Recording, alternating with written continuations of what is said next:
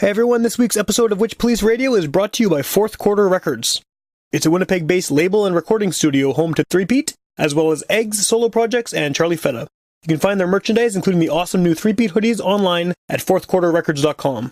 And if you haven't seen these things, you should definitely check them out. I mean, a lot of local artists are wearing them right now, and it's very cool to see the support from across genres. As soon as those Three Pete hoodies came out, I've been seeing all kinds of people posting on social media, and it's, people in rock bands, electronic music, soul music, whatever.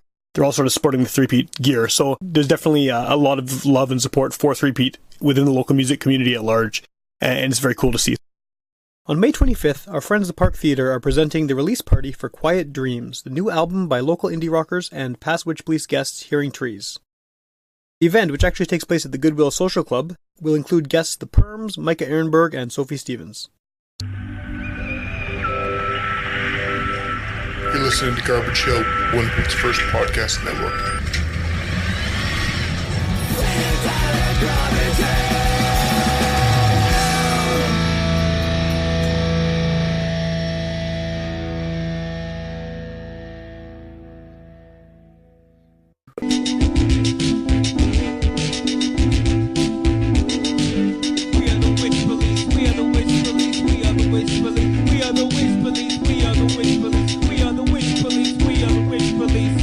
Hey, so when I recorded this episode, we did it outside, and it was in less than optimal conditions. There's a bunch of wind that you hear that kind of cuts off some of the conversation. It's definitely not something that ruins the entire episode or destroys the content that's there, but it is a bit distracting, especially at first. It sort of comes and goes, and thankfully the vast majority of the conversation is intact. But you'll hear some wind, especially right at the beginning, and just so you know, it will go away, and you'll be able to hear us very clearly. Thanks for listening.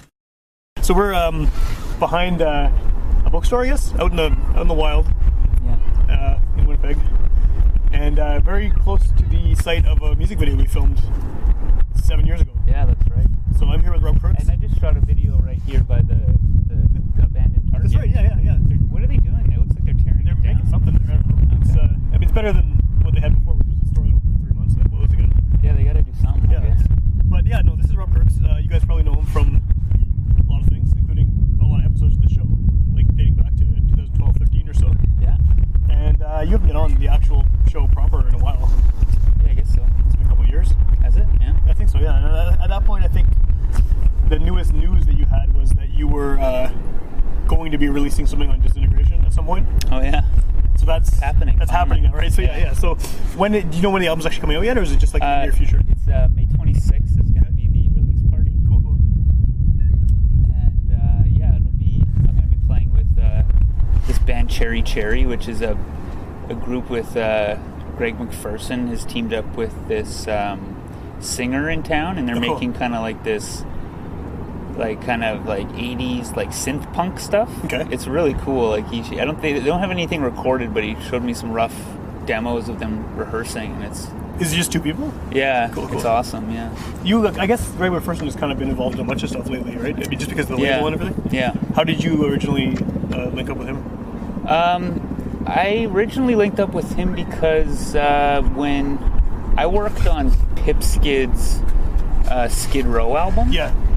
And that's how Pipskid and that thing's got to be almost like a decade old at this point too, right? Yeah, 2010 I think. Wow. And because that came out on Foul Tone, and I was doing working with Foul Tone at the time. Yeah. And so they got a grant to do an album with Pipskid, and I did a lot of work on that. I wrote a song, and then I was also doing production stuff on it. And so I was performing with Pipskid too, and during his shows promoting that album, and backing him up on the mic. And he had bands play with him. Yeah. And so Greg McPherson was in his band for that, and that's how Greg McPherson and I first got to know each other. And I imagine Greg and Pipskid probably go way back, right? Probably, yeah. Because of the whole political music thing in the 90s and everything? Yeah, exactly. Yeah, I'm sure they've known each other for a really long time. Cool. So how long is this album that is coming out on the 26th been in the works then? Because I think you tend to put out a lot of EPs and things over the past few years. Yeah. And then seems like it's been a while since you've had something.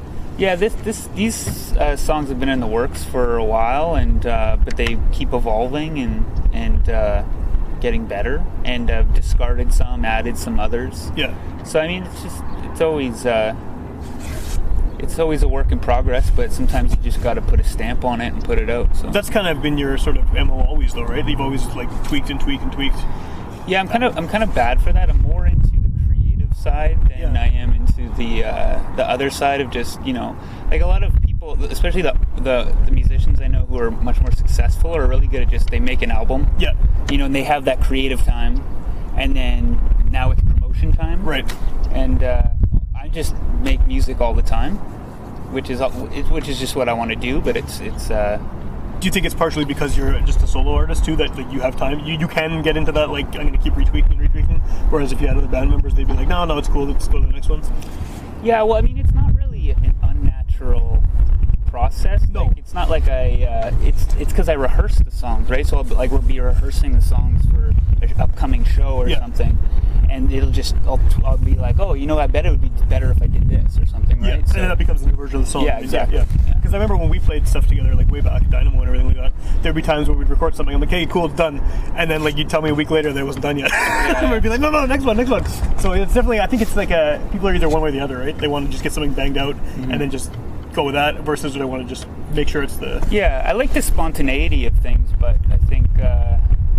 I guess I do want things to sound a certain way. I have like ideas in my head, and I think a lot of the creativity comes from spontaneity, but then there's also like the going back and rewriting stuff, which I think is really important. Yeah. Well, I don't think there's like a right way or wrong way to do it, right? It's just like whatever works for I think there is. You do think there is? Okay. Yeah, I don't know. I don't know if I want to get into it, but just thinking about like, the whole like stream of consciousness versus like rewriting stuff, like and like thinking about the Dynamo stuff we recorded, everything I did was stream of consciousness. Yeah, whereas yours was very deliberate and right. Like, maybe the best is the marriage of the two. I think it might be, yeah. Because if you just do stream of consciousness, you can kind of fall into that whole like kind of masturbatory thing. I think a little bit for sure. So well, you can fall into the hole of also just having way too much out there. Like you can just, if you put out literally everything you come up with, you can have 7,000 albums, and like when you could have had 3 really good ones, right? Yeah. So that's true too. Absolutely. Definitely people like that. But the album, like you gave me a chance to hear it a little while back, and my takeaway from listening to the record and having heard your other stuff is that this is it seems like it's going to be more accessible to a wider audience, and I don't know if that's deliberate or if it's just the way it came out, but I mean there's a lot of huge hooks on it, and it's more if people haven't heard your music, I mean I guess you kind of have a mixture in your catalog of hip-hop and then of what you're doing more now, which I don't know how you would even describe it, but it's singer-songwriter stuff, it's very sample driven, right? And I think it's like you almost have 2 different audiences who maybe like 2 different kinds of stuff, and I'm pretty sure every time I talk to you I ask you about this same question, but like do you think that this one is going kind of more about bridging the gap between those 2 crowds, or is this something new? I hope it is. I hope it's bridging the gap, and I think that's where I'd like to be, like somewhere in between rather than the 2 extremes. I think that's what I'm looking forward to in like the new stuff I'm working on. I hope so. Like I hope people who liked, for example, a record of mine that I did a long time ago called like Science is Magical. Yeah. I hope people who like that record like this record too, you know? Yeah. And even though it's sonically it's very different. Yeah, but I think there's a similar like spirit behind it. Okay.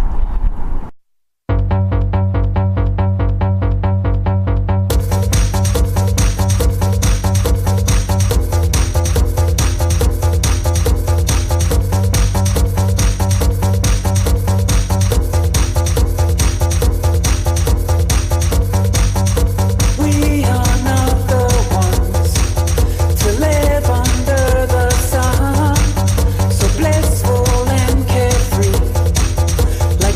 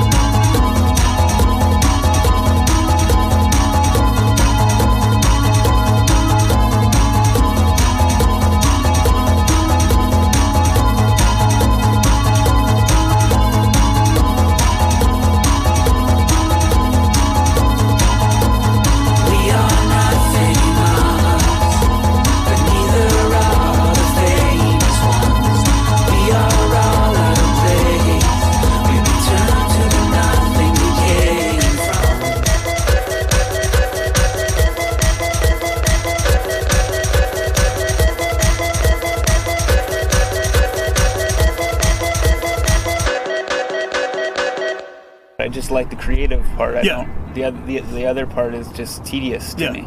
But that's the problem, though. Everyone has to do the other part now. I know. It sucks, though. I know. Well, I mean, it's good and it's bad, right?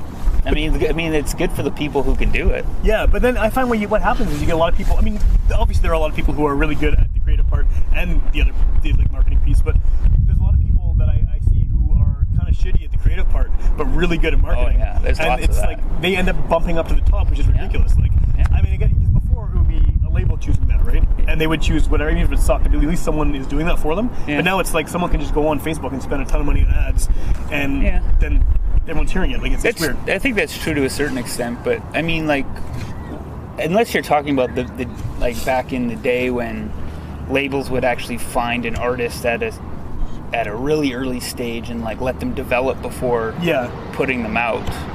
But even like if you're talking about the 90s, like you would probably have to be selling a certain amount of records for a label to even look at. That's true. We're selling on a big enough audience. Just you're right. Yeah. That's true. It's one of the hazards of doing this outside. Yeah. I did one the other day on my back deck, and there's airplanes flying across the whole time. It was good. Right. Nice and fighter jets coming for the Winnipeg the Jets thing. Yeah. Coming to bomb downtown. Yeah. It'd be a good place to do it, I guess. If you just want to take out all the people downtown drinking jet skis, blow up the whole place. I hopefully no one's doing that. Hopefully this isn't like predicting something that happens. By the time this comes out, it'll be like, half downtown is destroyed. Yeah. But should we move down here? Or? No, it'll go away soon. It's fine. All right. This thing, it's technology. It'll pick it up pretty good. So, is there anything? You mentioned Science is Magical earlier, and Science is Magical. Hopefully, people listen to it. I mean, I doubt a lot of people have, just because it's pretty old now, and it was released on Witchpolice, basically, which is Yeah. So I can't expect that everyone's heard it, but I mean that was very, very thematic, and it was basically a concept album, right? Yeah. Is there anything thematic about this one? Like, I mean, you tend to sort of have loose themes around a lot of your releases. Yeah. This one's less so. It's more just songs. And it has a lot to do with the fact that, like we were talking about before, they're just songs that, I wrote over a period of time and, like, changed and added to. So, I mean, I think it's cohesive lyrically and sonically, but it's not a tight theme in that sense. Well, going back to what you're saying about, the possibility of defining it, and you mentioned, like, sample-driven pop, for example, it could be one of the ways to describe it, and I've also mentioned that it definitely seems accessible in terms of hooks and, kind of danceable sound. You often, in the past, have had very dense lyrics. Yeah. And do you think, do you think that's still there on this record? And if yes, do you think that takes away from the accessibility of it? Is that holding you back from larger audiences? I mean, I think it's a good thing, but I don't think that's. I do think that the lyrics are dense, and that's something I always try to do. I'm not happy unless I'm happy with the lyrics, but I don't think that's holding me back. I think that you can listen. Sometimes really popular songs have really good lyrics. It's true. There are a lot of creative, and I think it's I think when something's catchy, it's catchy, and whether or not the lyrics are deep or whether or not they're fluff, you might think about it later the third time you've heard it. Right, exactly. Maybe that only just has value for its replayability, but I don't necessarily think it's holding you back. I think what holds musicians back is music that's not easily categorizable. Right, which we already kind of talked about with your Right, and so, like, if it doesn't sound like something, then people are kind of weird. I don't know. I really don't know what people like or why they listen to what they listen to. I have no idea. It's hard because, like, as you know, the show's been going on for almost 6 years now, and like I talk to people every week, and sometimes I can't pinpoint what I even like about somebody's music. Right. Like sometimes we have someone on the show and it's like, this is fantastic, I love it, and I don't listen to anything else of that genre, whatever it is. And it's like, for some reason it just connects. I have tons of that. Like, I have a hard time finding new music to listen to because there's artists that I'm just obsessed with and I'll listen to all day. Yes. But I don't like any other groups in that genre. Right. So it's hard to find. Well, like, what's the example? Like, I love Mark Kozlak. Okay. I listen to him lately. I feel like we talked about him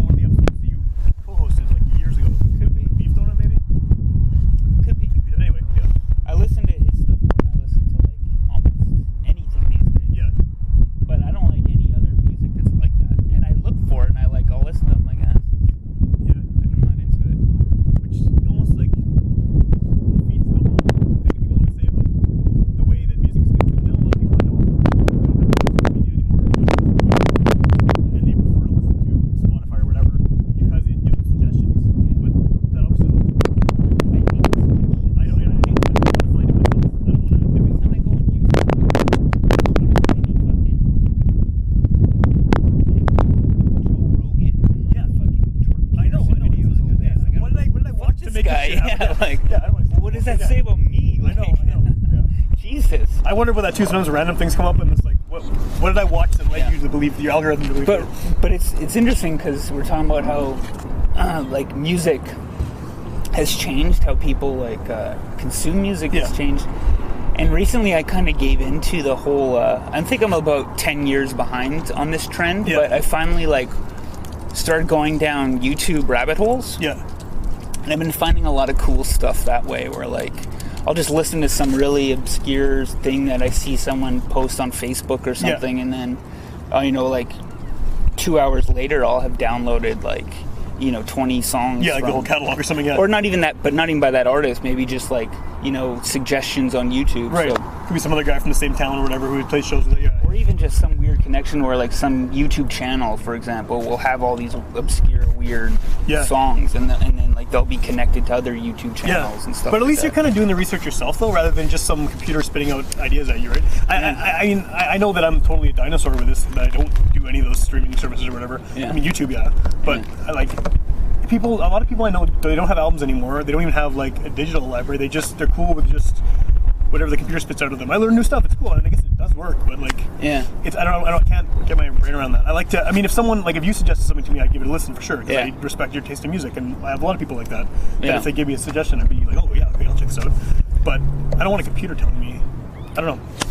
Yeah, I mean, computer, they're not as good as they should be. Like, there's those websites where you like you can input 3 bands, and then they'll give you suggestions based on that, and those never work for me. No, but because I think it's because they don't understand. They can't understand what you like about the music. Yeah, you can't put that in. You can't put like, I mean, you might really like the guitar tone on one band, and that's the only thing you like about it, and that's why it appeals to you. And you can't computerize that. Like, that's not a I was a variable.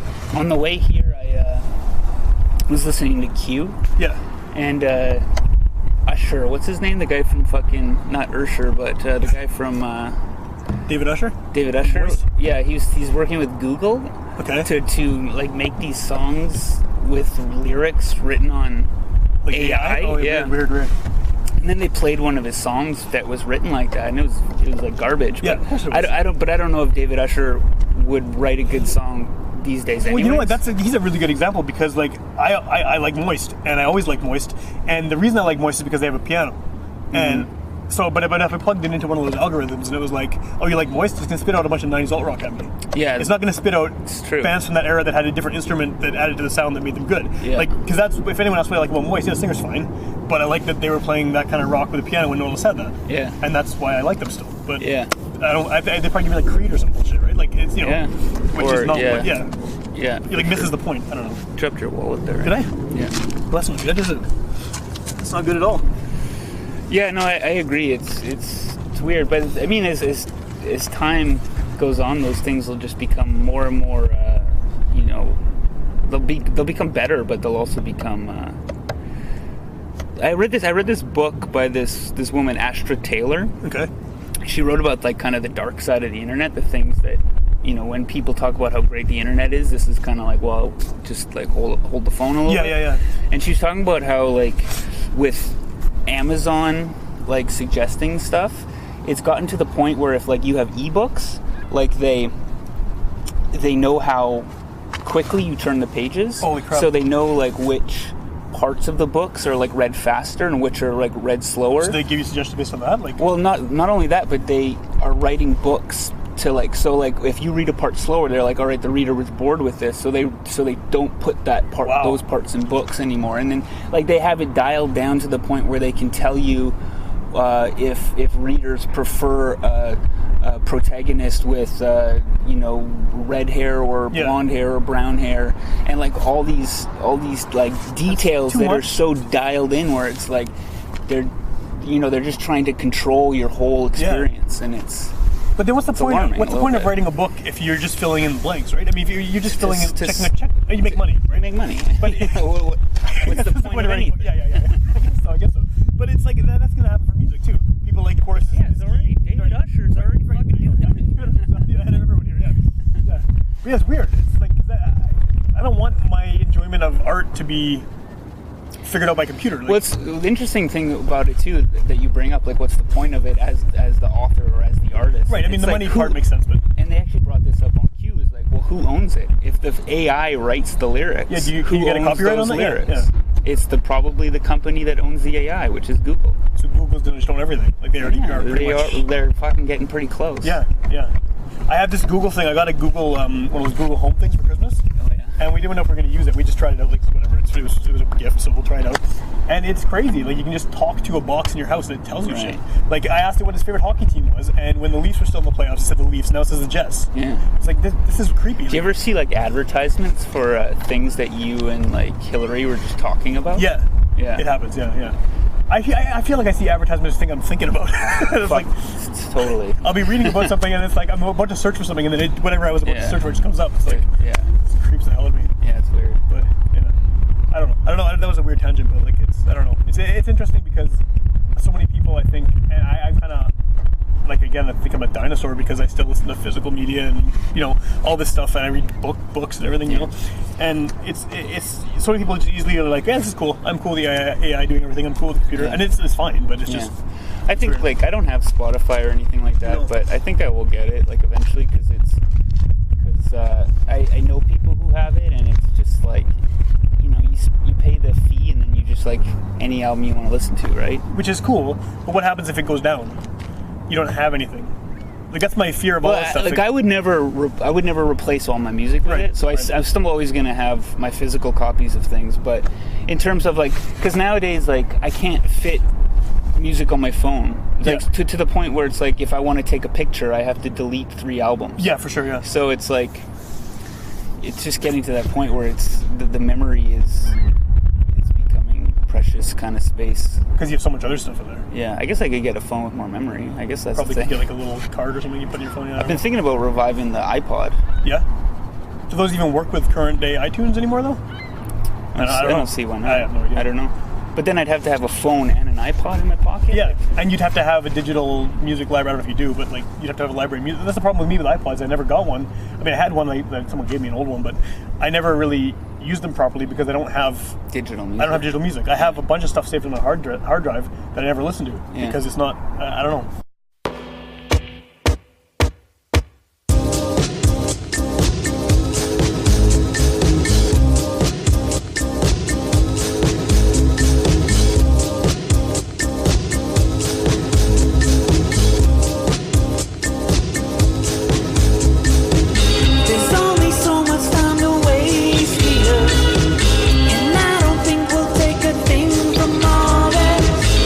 Maybe we can find a place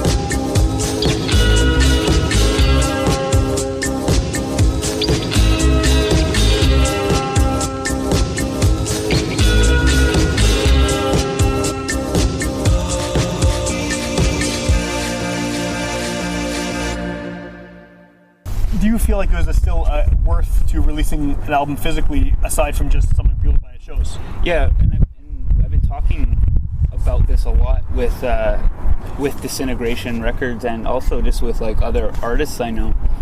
And it's weird because we were talking about, well, should we do CDs? And then I just look at my own life. I don't have the capabilities of playing a CD. Like I don't have a CD player drive on my computer. I don't have a CD player at home. And I don't really like CDs. I listen to CDs every day. Yeah. I don't like them. Nope. And I don't like the jewel cases. I don't like the CDs. I don't like themselves. the jewel case either. I actually took all of my jewel cases. I kept every piece of the liners, back cover, everything, and I have it in a binder now. But I kept all the ends. I think jewel cases are garbage. And then those binders make like scratch your CDs That's true. and shit. That's true. It's just like I hate CDs.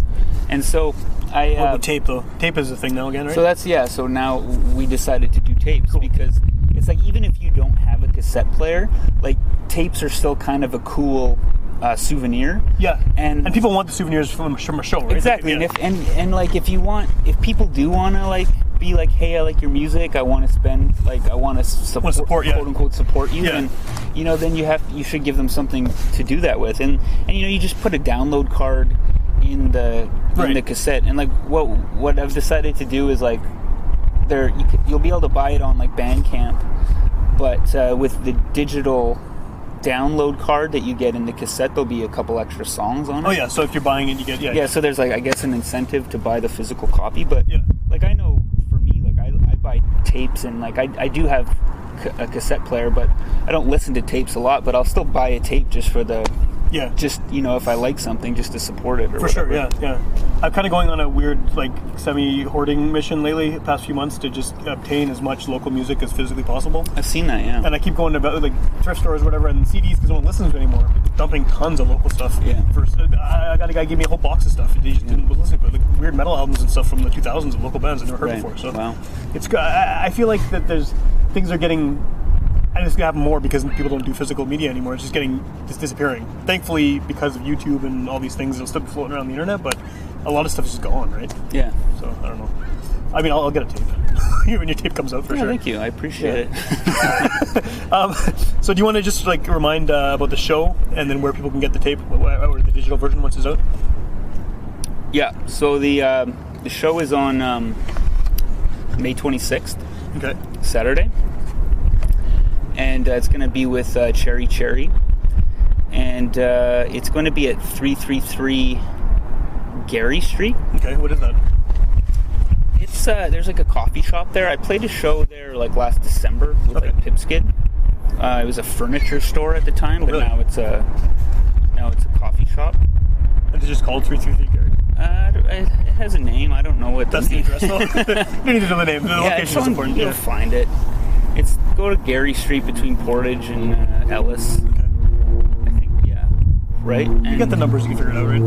Yeah, it's down by the Exchange District, and it'll be fun. It'll be a good time,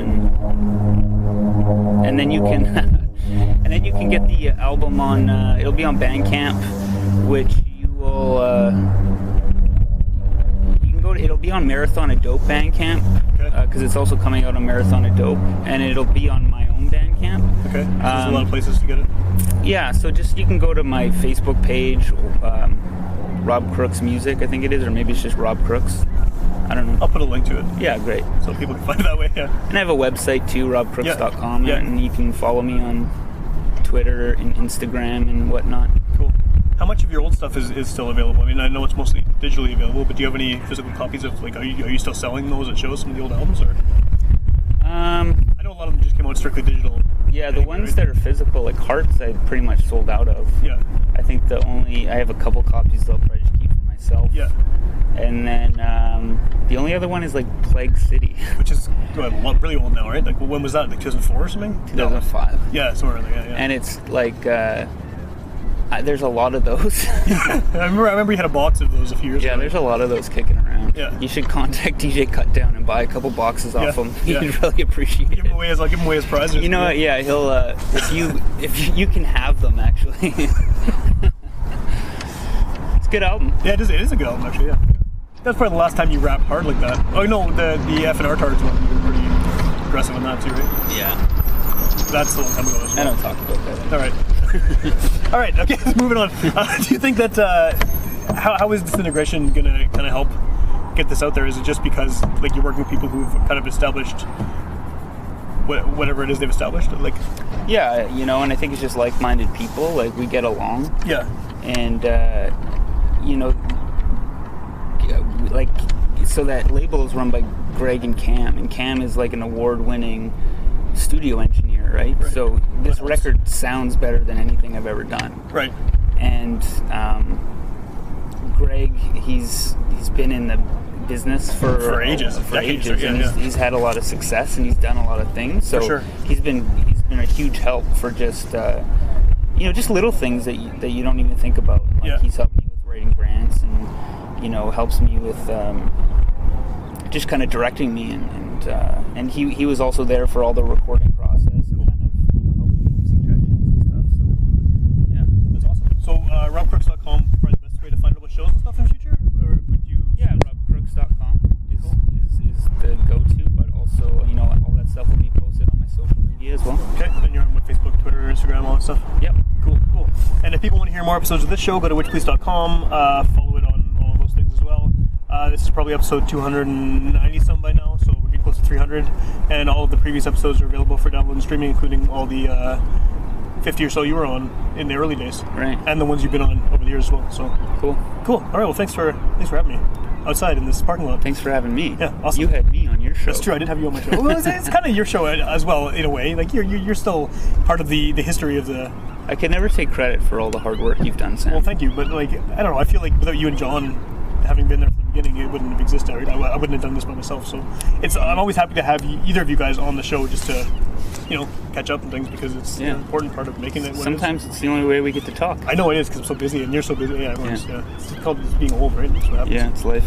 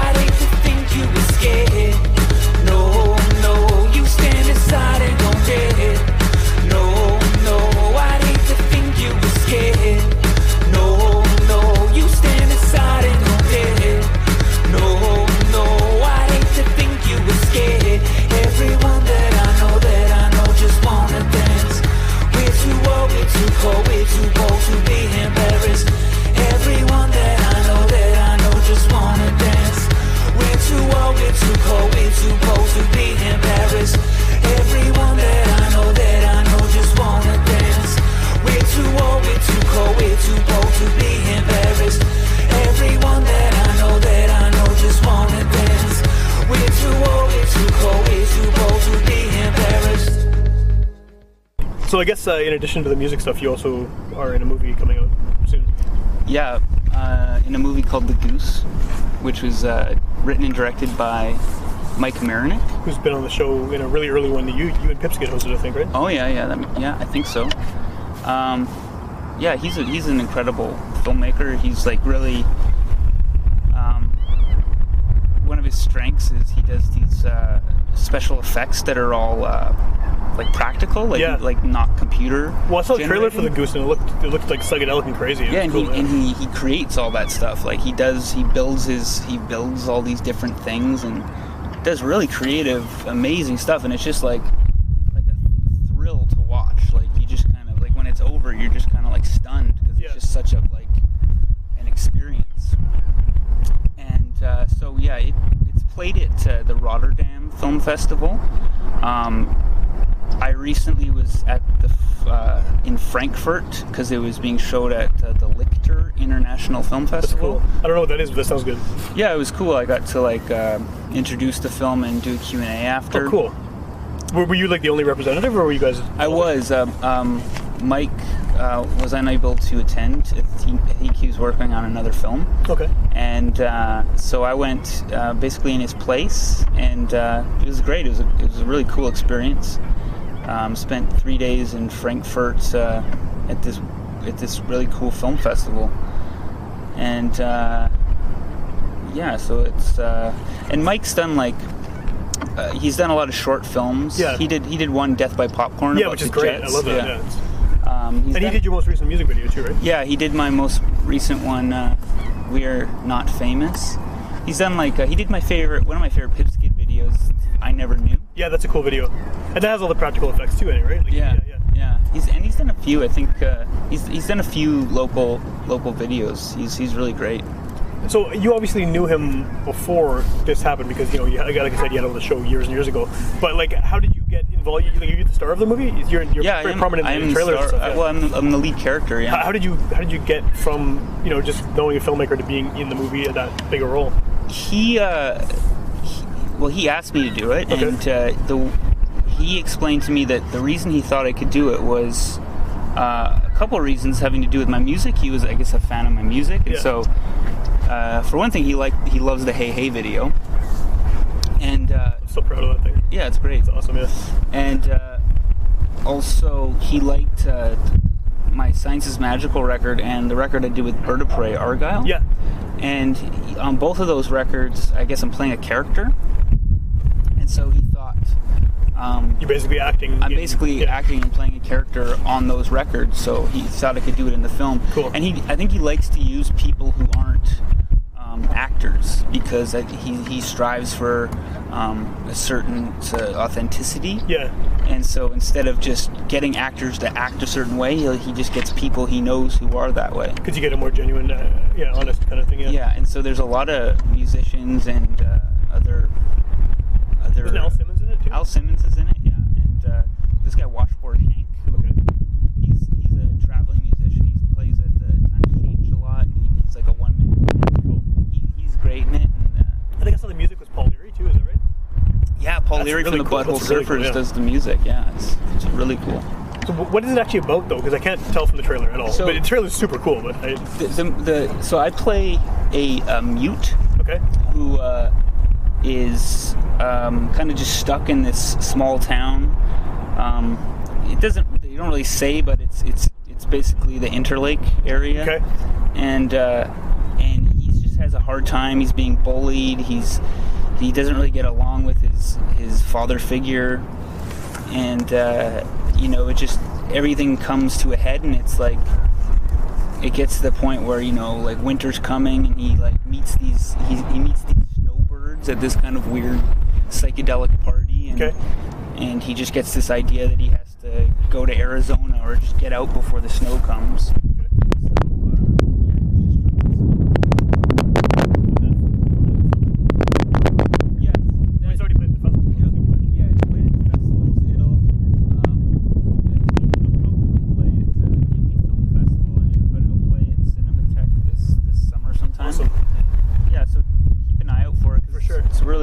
Really cool. I'm looking forward to seeing it. Yeah. How can people find out more about it? Is there any website or anything for it? Yeah, you can go to there is, I guess the best way would probably be either the Instagram or the Facebook, which is The Goose the Film.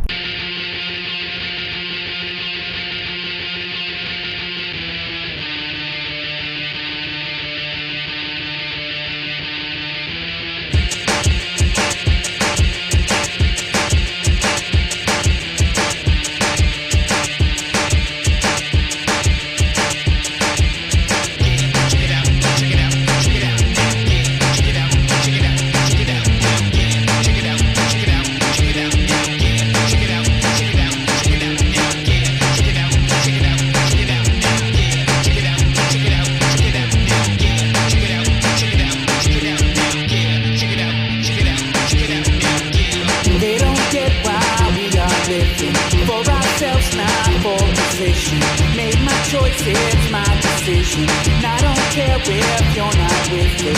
All I need's a pocket listen. Place the plug in my equipment. Makes it simple, I can make it.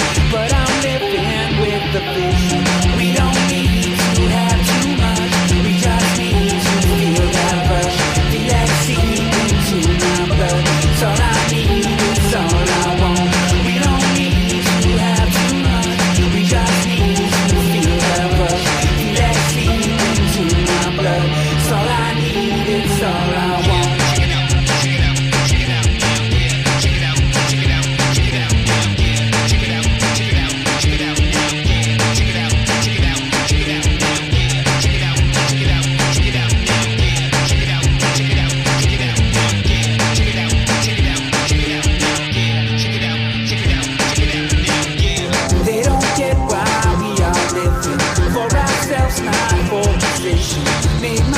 It's my decision, and I don't care if you're not with it. All I need's a pocket listen.